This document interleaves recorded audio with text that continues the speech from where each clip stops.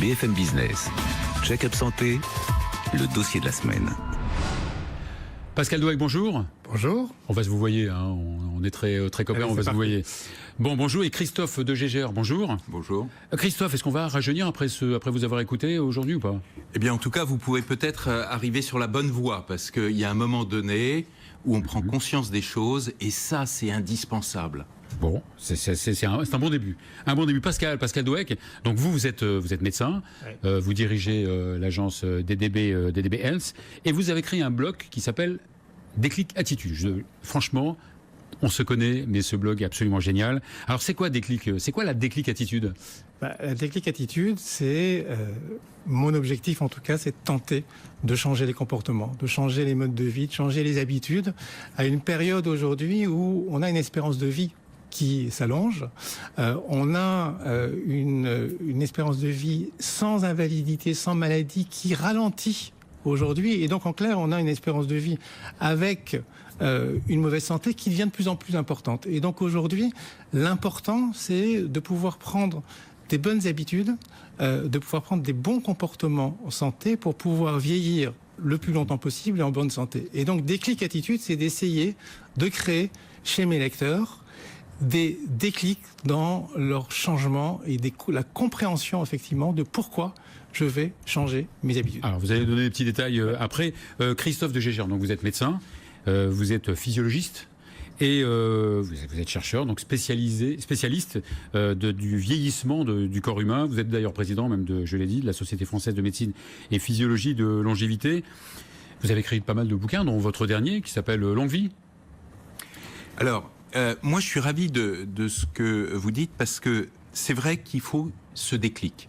Et ce déclic, il est essentiel. Alors, ça peut être, par exemple, la maladie d'un proche, quelqu'un qu'on voyait en très bonne santé et qui, tout à coup, disparaît. Et ce déclic-là est indispensable pour nous faire comprendre que ce que nous avons de plus précieux est notre capital santé. Et c'est là où, doucement, on va commencer à s'intéresser à son état. Et son état, eh bien, on peut le mesurer. C'est ce qu'on appelle l'âge physiologique. Alors justement, est-ce que l'âge physiologique, il est souvent différent de l'âge chronologique ou de l'âge de la carte d'identité? Eh bien, j'allais dire, il est très souvent différent. Et ce qui est dans les deux sens. Dans les deux sens, mais le plus souvent, l'âge physiologique est plus élevé que ne le laisserait sous-entendre l'âge chronologique. C'est-à-dire que vous pouvez avoir 50 ans, mais vos artères auront 60 ans, etc., etc. Donc, ce qui est très intéressant, c'est d'avoir ce constat-là, parce que ça nous permet justement ensuite d'aller rechercher les causes, d'aller mettre en route les différents processus pour corriger ça. Et on peut le corriger. Un âge physiologique s'améliore. Votre âge chronologique ne peut que progresser. Et, chose terrible, plus il y a de décalage entre l'âge chronologique et l'âge physiologique, plus en fait votre vieillissement, votre degré de vieillissement s'accélère. Ah oui, c'est de moins en moins rassurant là ce que vous dites. Oui, oui. Mais on peut agir. Et c'est là encore, c'est pour ça qu'il est très intéressant à un moment donné, quand justement il y a ce fameux déclic, de pouvoir se dire, eh ben, je vais pouvoir voir un praticien compétent, je vais évaluer mon âge physiologique, et là je vais pouvoir me prendre en charge pour éviter le plus possible les pathologies. Parce que les gens ne savent pas aussi, mais que tout ne dépend pas que du patrimoine génétique. Alors, le patrimoine génétique est une chose. Toujours mieux d'avoir des parents centenaires, bien sûr. Ça aide, mais on n'est pas non plus prisonnier de ces gènes. Parce que, et vous allez le comprendre tout de suite, un gène, par exemple, va permettre de fabriquer une protéine. Si le gène est déficient ou s'arrête de fonctionner à un certain moment, il n'y aura plus cette protéine, par exemple, dans le sang ou dans l'organisme. Eh bien, si on en prend conscience, on peut corriger ça, et donc on peut corriger en fait la déficience du gène. Donc on n'est pas prisonnier de ces gènes, et surtout il faut arrêter cette espèce de fatalisme en disant « Oh ben mes parents n'ont jamais vécu très longtemps, donc moi c'est pareil, il n'y a rien à faire », ou l'inverse. D'où l'intérêt d'aller sur votre blog Déclic Attitude. Oui, et pour confirmer ce que dit Christophe, on dit que 75 à 80%, enfin 20 à 25% dans le processus de vieillissement est lié à la génétique, et 70 à 75% est lié à tout ce qui va être l'environnement. Donc c'est une formidable maladie évitable en fait. Voilà, c'est une formidable opportunité pour se dire on peut agir, c'est-à-dire qu'on ne reste pas prisonnier de ces gènes. En effet, c'est notre action sur l'environnement qui va permettre effectivement d'influer sur notre mode de vie. Alors, je disais que votre blog est intéressant, vous direz ce qu'il y a à l'intérieur. Vos années, dans vos années d'expérience de la pub et médicale, elles vous ont servi donc à élaborer ce blog? Bah oui, moi je suis médecin. Alors je suis médecin du sport, je suis nutritionniste. J'ai exercé comme médecin dans mes premières années avec une volonté de faire de la prévention. Et puis je me suis heurté effectivement à la difficulté de faire passer les messages, c'est-à-dire de répéter sans cesse les messages et d'avoir des messages qui généralement ne dépassaient pas la porte du cabinet de consultation. Et c'est là où je me suis dit, bon, il y a un truc qui me manque dans ma formation de médecin, et c'est pour ça que j'ai choisi la communication. Donc aujourd'hui, après une vingtaine d'années passées à la direction d'agences de communication, j'ai fait le choix de revenir à la médecine, mais j'ai surtout fait le choix... La médecine de prévention, en fait. Voilà, de travailler sur la médecine de prévention et sur la communication, c'est-à-dire que je pense qu'une des clés, c'est la manière de délivrer les messages pour motiver effectivement les différentes personnes à changer leurs habitudes. Parce que tout le monde le sait, en fait, qu'il faut avoir des règles hygiéno-diététiques bonnes, comme avoir une activité physique, mieux manger, etc. Oui, ne alors, pas fumer. C'est bien sûr, tout ça, c'est dans notre subconscient, on l'entend, on le voit partout. Mais il y a deux choses. D'abord, il faut bien faire les choses. Et souvent, c'est pas parce que on va manger ou on a le sentiment de bien manger qu'on mange en réalité bien. C'est pas parce qu'on marche, y compris ces 10 000 pas, qu'on a un exercice qui est vraiment utile à son organisme. Tout ça, c'est des choses que l'on peut évaluer très clairement. Alors justement, qu'est-ce qu'on évalue dans votre centre? Parce que je sais que vous avez un centre spécialisé dans le vieillissement. Tout à fait. Mais par exemple, nous, on va évaluer la masse musculaire. Et on va l'évaluer, on va pouvoir déterminer si cette masse musculaire est suffisante pour le gabarit.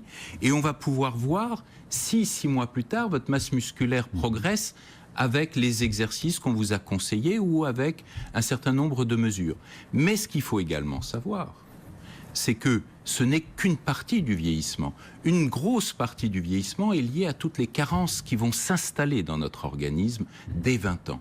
Et ces carences... L'intérêt d'un bon bilan biologique exactement. précis. Il faut un bilan qui va aller regarder tout ce qui est neuroendocrinien, qui va aller regarder tout ce qui est stress oxydant, tout ce qui est nutritionnel, et qui va nous permettre d'adapter et de corriger les différents déficits qui s'installent hors pathologie. Une étude des artères aussi, du système artériel. Alors, les artères... de l'âge vasculaire. Exactement. Ça, c'est un dicton populaire. On a l'âge de ses artères. Effectivement, donc on va évaluer comment elles vieillissent. Et là encore, 6 mois plus tard, on est capable, si on est bon dans ce que l'on fait, et quand je dis si on est bon, c'est l'équipe que va former le patient et le médecin pour pouvoir améliorer cette rigidité. Et si effectivement l'artère s'assouplit, ça veut dire qu'on va s'éloigner des maladies cardiovasculaires. Et ça, c'est une très bonne nouvelle. Très rapidement, on parle du télomère. Oui. Alors les télomères... C'est le reflet un petit peu de...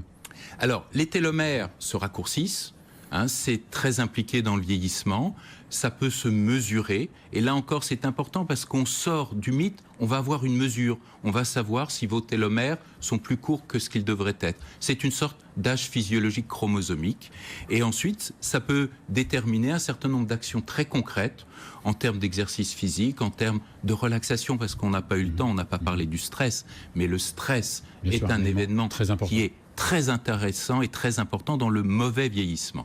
Vous en parlez évidemment sur votre blog. Oui. Quels sont les types de conseils en gros, je veux dire? Alors, dans le Vous avez 20 secondes, Pascal. Il y a 3 piliers. Il y a tout ce qui va être activité physique, nutrition, mentale, dont le stress, effectivement, qui sont les éléments clés dans le bien vivre et dans le vieillissement. Et si on est un peu plus concret, juste pour donner 2 exemples, par exemple, de déclics qui sont des déclics qui sont très engageants. Le premier, c'est, on en parle beaucoup, adopter un chien, avoir un chien. Pourquoi avoir un chien? Parce que quand on a un chien, on sort. On le promène. C'est vrai. Qu'il pleuve, qu'il neige. Alors quand on fait du jogging, on ne sort pas quand il pleut ou quand il neige. Et une étude a pu démontrer que les personnes qui avaient un chien avaient 10 ans de vie en bonne santé en plus. Donc là, on est vraiment sur une étude scientifique. La deuxième, c'est... 2 chiens, non, c'est pareil. Alors 2 chiens, on peut peut-être gagner 20 ans ou 15 ans. Mais la deuxième, c'est aller travailler en vélo. Voilà. Aller travailler en vélo plutôt que de prendre effectivement sa voiture, plutôt même que de prendre les transports en commun. On va gagner là aussi moins 41% en termes de mortalité. Christophe, juste, est-ce qu'on va pouvoir toujours allonger cette espérance de vie? Alors très clairement, moi on peut repousser les limites.